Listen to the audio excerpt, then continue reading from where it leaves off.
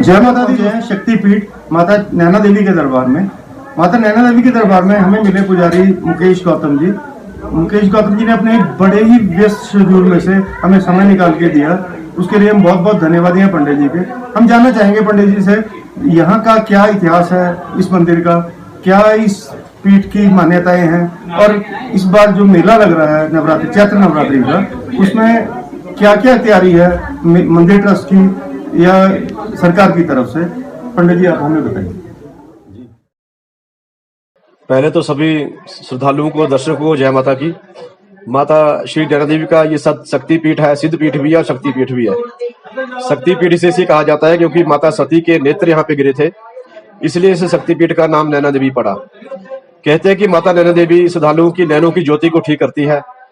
हजारों की संख्या में श्रद्धालुओं की आंखों की रोशनी ठीक हुई है माता के दरबार में, और जिन श्रद्धालुओं की ज्योति ठीक होती है वो माता के दरबार में चांदी के नेत्र लेकर आते हैं और माता जी को अर्पित करते हैं। माता जी का ये दरबार बहुत ही भव्य और प्राचीन है। पांडवों के समय से माता जी का दरबार विद्यमान है, और जो माता जी की बड़ी मूर्ति है यहाँ पे, तीन माता जी की पिंडी के तीन दर्शन है। पहले कोने में गणेश जी हैं, बीच में माता जी की पिंडी जो स्वयं प्रकट है, और साथ में माता जी की एक बड़ा स्वरूप है जिसे पांडवों ने स्थापित किया है। और ये माता जी का मंदिर काफी भव्य और चमत्कारिक है, और कहते हैं कि माता जी के दरबार में आज भी दो चमत्कार देखने को मिलते हैं। एक तो माता जी की ज्योतियां और दूसरा माता जी का प्राचीन हवन कुंड। और ये प्राचीन हवन कुंड जो है ये काफी समय से यहाँ पर विद्यमान है, और इस हवन कुंड की विशेषता ये है कि इसमें जितना मर्जी हवन करते जाओ कभी शेष इसमें से उठाना नहीं पड़ता, क्योंकि जितना भी आहुति होती है, जितना भी राख शेष होता है, सारा बीच में समा जाता है। हालांकि चिंतपूर्णी, ज्वाला जी, बगलामुखी में आप जाओगे तो वहां पे हवन यज्ञ करेंगे तो शेष पानी में बहाना पड़ता है, लेकिन इसे कभी नहीं उठाते। इसकी गहराई सिर्फ 1 फुट गहरा है अंदर से ये, और सारा हवन जो है 24 घंटे चलता है। टनों के हिसाब से लकड़ी आती है, और इसमें से कभी भी शेष राख कभी उठाते नहीं है। धीरे धीरे सारी बीच में ही समा जाती है, इसी के अंदर समा जाती है। और श्रद्धालुओं की आस्था का केंद्र है ये। यहाँ पर हर तरह के हवन किए जाते हैं, दुख निवारण के लिए, इसके अलावा राजनीतिक क्षेत्र में विजय प्राप्ति के लिए, या इसके अलावा धन प्राप्ति के लिए, सुख समृद्धि के लिए, हर तरह के हवन यहाँ पे अलग अलग मंत्रों के द्वारा किए जाते हैं। और जो भी श्रद्धालु कहते हैं कि यहाँ पर एक हवन जो है सहस्त्र हवन के बराबर है। अगर हम यहाँ पे एक हवन करते हैं और घर में 100 हवन करते हैं तो 100 हवन के बराबर यहाँ का एक हवन है। तो यहाँ पर श्रद्धालु चारों जो है इस हवन कुंड के चारों तरफ 4 वेद स्थापित किए गए हैं, यज्ञ रक्ष की स्थापना की गई है, और जो भी श्रद्धालु जिस मनोकामना को लेकर यह हवन करता है उसकी पूर्ण होती है। और माता जी का दूसरा चमत्कार है, ज्योतियां आती है माता जी की, और ये ज्योतियां भी साल में 4-5 बार आती हैं। सबसे पहले माता के त्रिशूल पर ज्योति दिखाई देती है, उसके बाद पीपल के पेड़ के ऊपर, और उसके बाद श्रद्धालुओं को दर्शन होते हैं ज्योतियों के। जो भी श्रद्धालु दूर दूर से आए होते हैं, मंदिर में विद्यमान होते हैं, उन सबको दर्शन होते हैं। और इन ज्योतियों का एक विशेष समय होता है जिस समय माता के दरबार में एकदम तूफान चलता है, बारिश होती है और बिजली कड़कती है, जोर से बिजली कड़कती है और एकदम लाइट बंद हो जाती है। उस समय माता की ज्योतियां आती है और ज्वाला माता नैना देवी से मिलने के लिए पहुंचती है। और ये ज्योतियों के दर्शन कम से कम 10-15 मिनट यहाँ श्रद्धालुओं को होते हैं। किसी के हाथ के ऊपर आती है, किसी के बर्फी के टुकड़े पे आती है।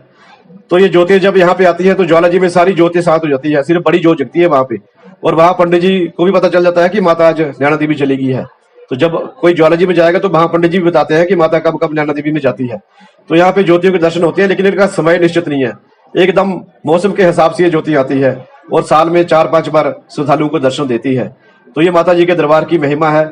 महिषासुर मर्दिनी के नाम से माता को जाना जाता है। कहते हैं कि माता नैना देवी ने महिषासुर का भी वध किया था, तो उसके कपाल को निकालकर उसके शिला पर फोड़कर कपाली कुंड की स्थापना किया यहाँ पे। साथ ही नीचे कपाली कुंड है जहाँ पे महिषासुर का कपाल जो है वो माता जी ने वहां पे उसमें दबाया था। तो कहते हैं कि यहाँ पर महिषासुर का जब माता ने वध किया था तो सभी देवताओं ने जय ने उद्घोष किया था, तो इस करके भी माता का नाम नैना देवी पड़ा। तो माता जी के नैना देवी माता के दरबार में जो भी श्रद्धालु आते हैं उनकी सभी मनोकामना पूर्ण होती है।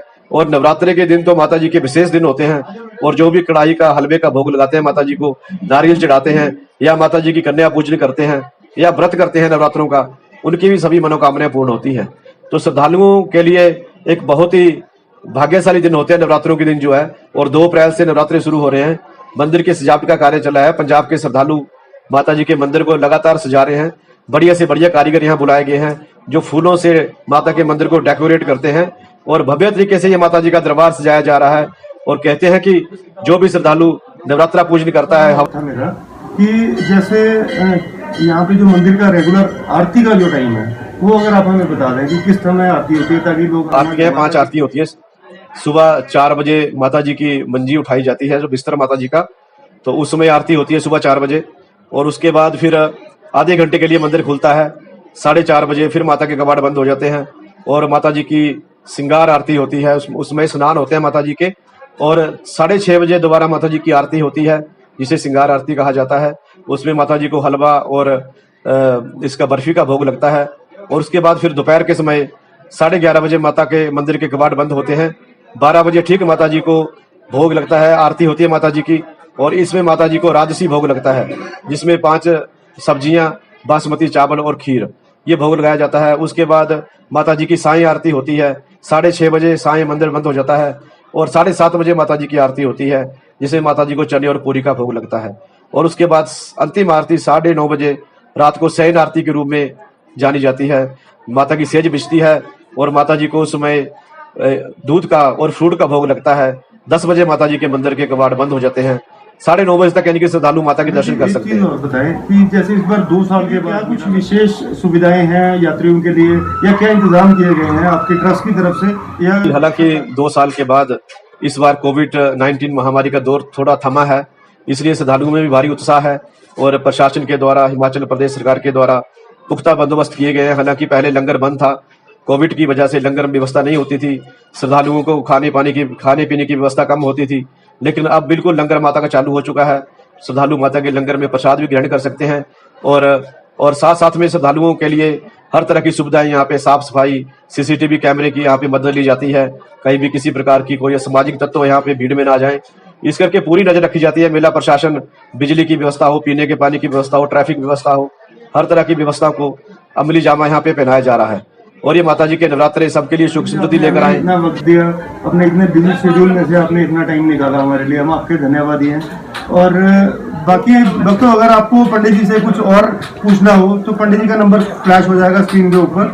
कोई भी आपको किसी भी तरह की कोई जानकारी चाहिए हो, कोई पाठ के बारे में पूछना हो या हवन के बारे में, पंडित जी यहीं मंदिर में हैं और नंबर आपके पास आ ही गया, तो आप उनसे डायरेक्ट कॉन्टैक्ट कर सकते हैं। धन्यवाद। जय माता। जय माता।